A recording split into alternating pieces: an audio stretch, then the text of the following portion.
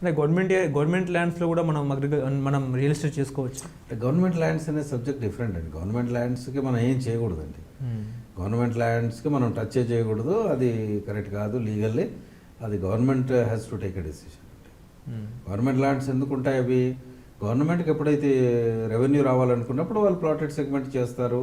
HMDA వాళ్ళు, DTCP వాళ్ళు ఇప్పుడు కోకాపేటలో చేశారు, ఆ ఏరియాలో చేశారు, ఇప్పుడు ఉప్పల్ బగాయత్లో చేశారు. ఆ విధంగా వాళ్ళు రెవెన్యూ జనరేషన్స్కి government will take a decision.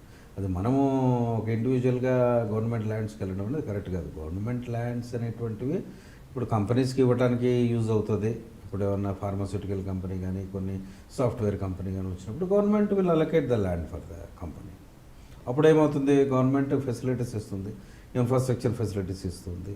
తర్వాత ల్యాండ్ అలొకేట్ చేసినప్పుడు కంపెనీ ఆ ఏరియాలో రావడం జరుగుతుంది. కాస్త కంపెనీ వచ్చినప్పుడు ఎంప్లాయ్మెంట్ జనరేషన్ కూడా వస్తుంది.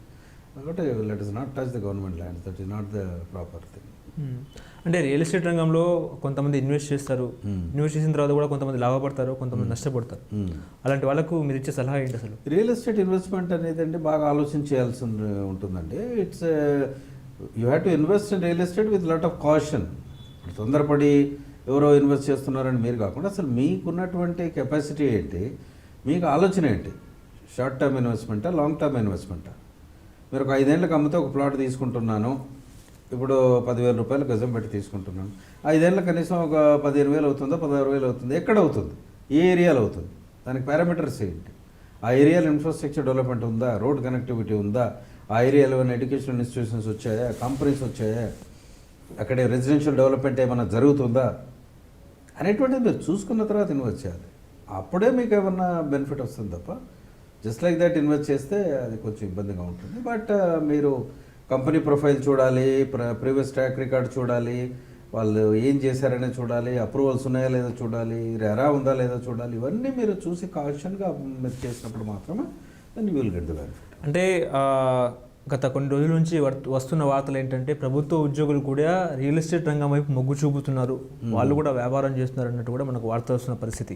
అంటే ప్రభుత్వ ఉద్యోగులు కూడా ఎందుకు రియల్ ఎస్టేట్ వైపు మొగ్గు చూపడం? రియల్ ఎస్టేట్ అంటే రండి ఎలా అయిపోయిందంటే real estate is an unorganised sector అండి. ఇప్పటివరకు కూడా ఏంటంటే దానికి రెరా వచ్చింది, కానీ రెరా కరెక్ట్గా చాలామంది ఫాలో అవ్వట్లేరు. ఇప్పుడు ఒక లైసెన్స్ తీసుకోవాలి మీరు, రెరా అనేది సర్టిఫైడ్ లైసెన్స్ అనేది ఉంటుంది. ఒక రెరా నెంబర్ తీసుకున్నాకనే మీరు ఒక ఏజెంట్గా పనిచేయాల్సి ఉంటుంది. ఎంతమంది చేస్తున్నారు?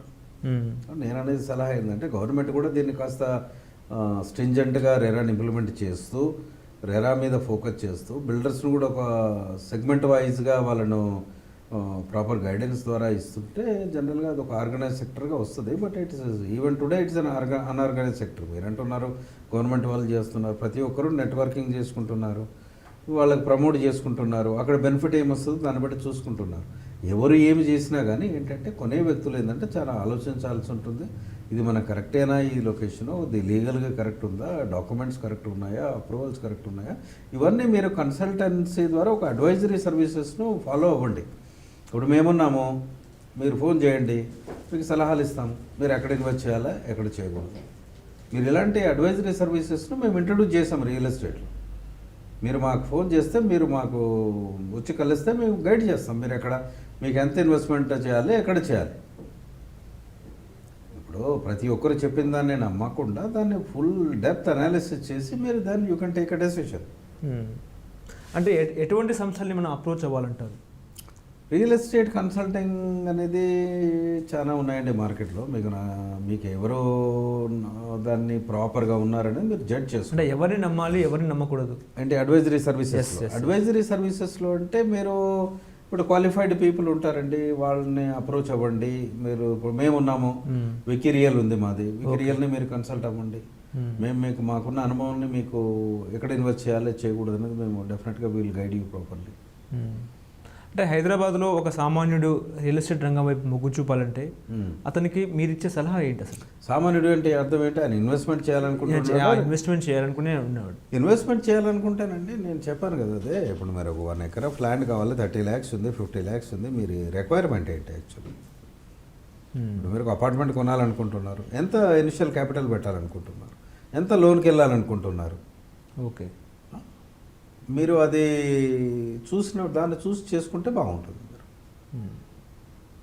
మీరు మీరు గవర్నమెంట్ సెక్టర్లో ఉన్నారా, ప్రైవేట్ సెక్టర్లో ఉన్నారా, మీ ఇన్కమ్ పొటెన్షియల్ ఏంటి, అవును. మీరు దానికి ఎలా ఇన్వెస్ట్ చేయాలనేది మీరు ఆలోచించాల్సి. ఇప్పుడు ఇన్సూరెన్స్ ఎలాగైతే అడ్వైజరీ ఉన్నారో we are into real estate advisory services. దాన్ని బట్టి మేము we can guide you properly.